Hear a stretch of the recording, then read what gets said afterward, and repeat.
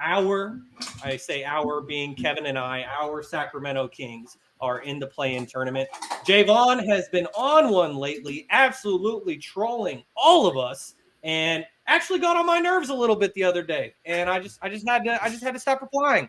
A wise man told me stop replying, so I stopped replying. And so, anyways, Jaevon's been in major troll mode, but the Kings, they ended up getting the 9 seed. They will host the Golden State Warriors, who are the 10 seed. We get a rematch of last year's first round that obviously went 7 games. But before we get to that game at 7 o'clock on TNT, game 1, which is the 7-8 West matchup, is the Lakers and the Pelicans in New Orleans. And if I'm not mistaken and remember correctly, the Lakers and Pelicans just played on Sunday to end the regular season. Lakers beat the brakes off of them.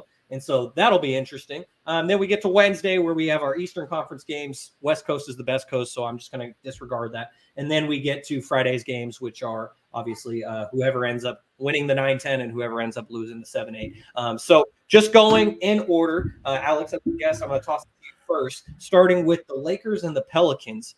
How do you see that matchup? I think I want to say Pelicans, but it really depends on if Brandon Ingram is back. Do you guys know if he's back? He is. Mm-hmm. He is? Okay. Pelicans. All right. Toddy, how do you see that series? I think it's a bad matchup for the Pels. I think the Lakers end up winning. I saw yesterday got like 30 piece by them. And I think that game was at home. So I don't know. Do the Lakers play? They go back to New Orleans? Is the game in New Orleans again, or is it in LA? It's in LA. I think. Oh, it's in LA? Yeah, because the loser of our game goes, or the winner of our game goes to LA. So I'm assuming. Well, the Pelicans are 7th though, so they host. Oh. Yeah, the Lakers, if they were to lose, they would host the next game. But as far as tomorrow's game goes, New Orleans has Pelicans, they host it. So the Lakers don't even have to travel anywhere. Like, they just stay in New Orleans from Sunday into Tuesday, and it's like almost like a regular back-to-back. But, Toddy, you were saying that this is a bad matchup for the Pelicans, even with B.I. coming back?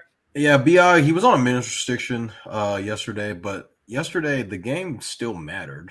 Like, the Pelicans still were trying to, fight for seeding. I do believe LeBron is, this isn't his first rodeo. He's played in the play-in before. This is what, the second play-in, Kev? Am I not mistaken? Second play-in? Unfortunately. My LeBronologist. I just think the Lakers, Anthony Davis, his rim protection that he brings,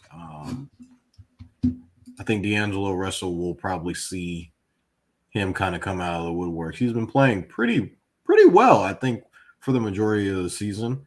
I think Austin Reeves will be able to knock down shots. We'll see a Rui Hachimura sighting in this playing game. And now it's kind of, the big boy pants start to come on. I get this is kind of like the limbo for everybody. Like, is this really a playoff game? Is it not? I technically count it as a playoff game because if you win, you go in and you advance.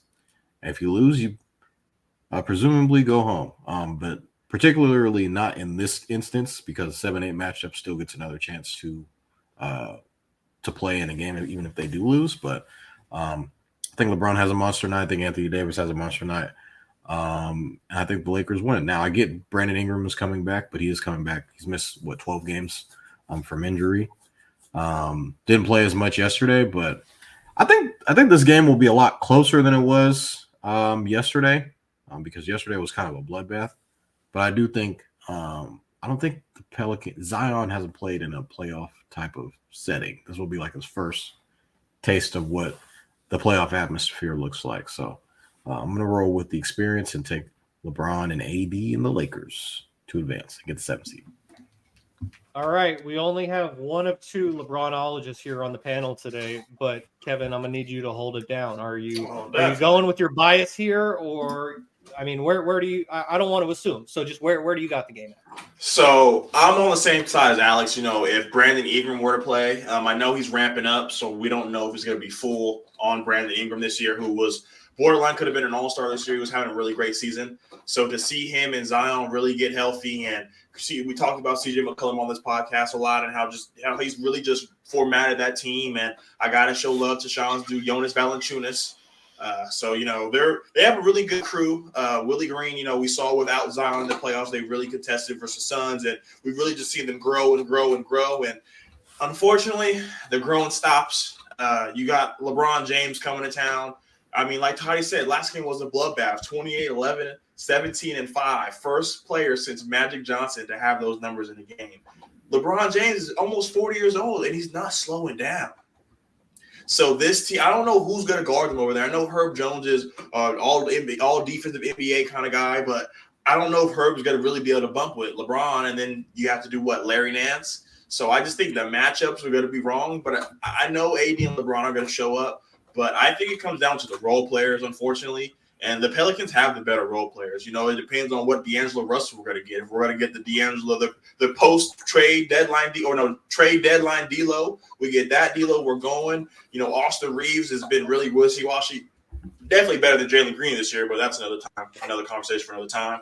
So I liked what I've seen out of the Lakers, but it's going to come down to role players. And if the Lakers role players can hit some shots, I don't know if Jared Vanderbilt's playing because I know he's been missing some time. So Rui's going to have to step up. If Rui can play like he did before he got that big deal in the playoffs last season on the Western Conference Finals run, this Lakers team is going to be very scary. But I'm not going to go too far in my predictions, but I definitely think they're going to be able to get this one out because I think the Lakers role players and the Lakers momentum just that they finish the season out is going to carry on.